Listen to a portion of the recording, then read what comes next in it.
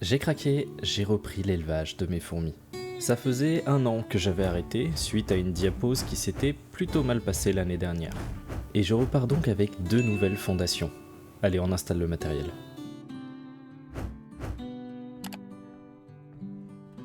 Je commence en vous présentant la première aujourd'hui, un grand classique, une Lasius niger ou Lasius SP noir. Elles sont arrivées à la mi-avril, il y a 3 semaines. La reine avait déjà une dizaine d'ouvrières. Elle est arrivée dans un tube complètement sec. Et pour cette espèce, c'est pas très habituel. J'ai donc relié leur petit tube à une petite aire de chasse, elle-même reliée à un tube à essai avec une réserve d'eau. Mais même après 2 semaines, elle n'avait toujours pas déménagé naturellement. Et je vous avoue que le setup qui tenait au scotch n'était pas très rassurant. Après donc 2 semaines dans leur petit nid, je vais les transférer dans un nouveau, un peu plus grand. Mais pour le moment, elles sont encore dans leur tube. Et elles ont l'air de s'y sentir bien, elles n'ont pas envie de bouger. Je vous présente donc leur nouvelle demeure, un nid building. Avec ses rampes d'accès, ses bouchons pour connecter de nouveaux tubes, son double tube à essai, ses joints anti-évasion. Vraiment, que demander de plus? Pour une fondation, il y a de quoi se développer pendant un petit moment là-dedans. Encore faudrait-il qu'elles veuillent déménager. Elles sont restées 1 semaine connectées dans ce nouveau nid, et n'ont pas voulu déménager non plus. Ok, on va devoir passer à la manière forte. Mais c'est pour leur bien, elles ont besoin d'humidité pour que les œufs se développent correctement. Et dans leur tube de transport, il commence à faire sacrément sec. Maintenant que le nid est assemblé, un petit coup de nettoyage s'impose. Je viens bloquer l'accès au 2e tube, celui qui est sec. Et il est l'heure du déménagement. Si vous êtes plutôt sensible, ne regardez pas ça. Et voilà la reine, rapidement suivie de son couvain et une première qui s'échappe. C'est vrai que j'ai oublié de mettre de l'anti-évasion.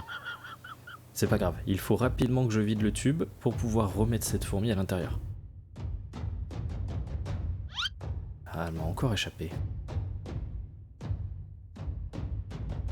Ah, elle sait bien que je ne peux pas la choper sous le nid. Elle est maligne. Je sens qu'elle va nous donner du fil à retordre plus tard, celle-là. Très bien. On va essayer une autre méthode, celle du coton.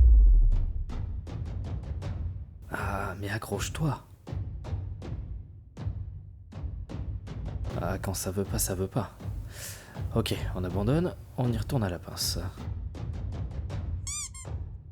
Ah, j'ai pas envie de l'abîmer. T'es sûr que tu ne veux pas prendre le coton? Bon, pas le choix. Je la chope à la pince et cette fois, je la remets dans le nid. Peut-être avec un peu de violence, mais ça a l'air d'aller. Immédiatement, les ouvrières entourent la reine et lui apportent ses œufs. Ils essayent de la protéger. De la protéger de quoi? De la lumière? En tout cas, elles n'ont pas encore trouvé le tube. À moins que...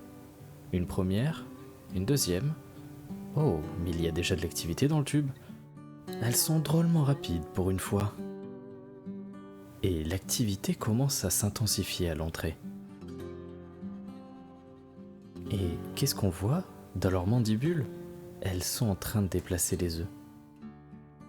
Mais il y a déjà une masse au fond du tube. Est-ce que ce sont les œufs? Elles sont drôlement rapides pour déménager pour une fois.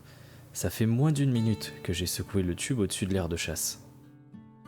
Mais ce qui est important aussi, c'est que la reine déménage. Les fourmis lui disent de venir, mais elle n'a pas l'air déterminée. Ok, on va mettre le tube dans le noir. Ça devrait lui plaire. Et j'espère que ça lui donnera envie de bouger. Regardez-la, elle est toute stressée. Il faut que je trouve une solution.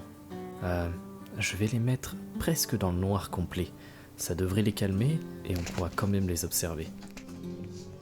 On va commencer par couper toutes ces lumières.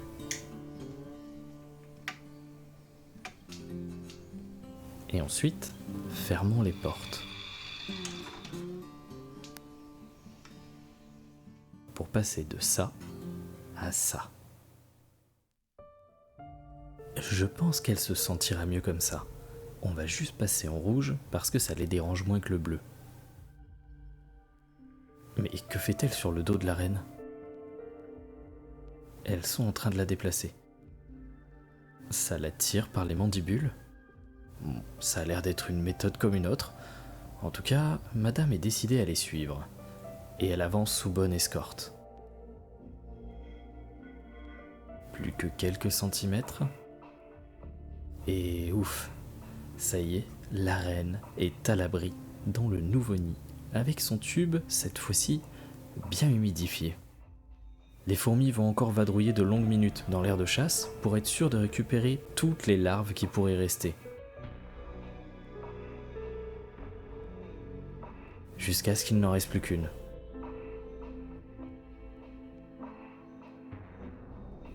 Et dis donc, copine, c'est terminé. La reine est en sécurité. On peut rentrer.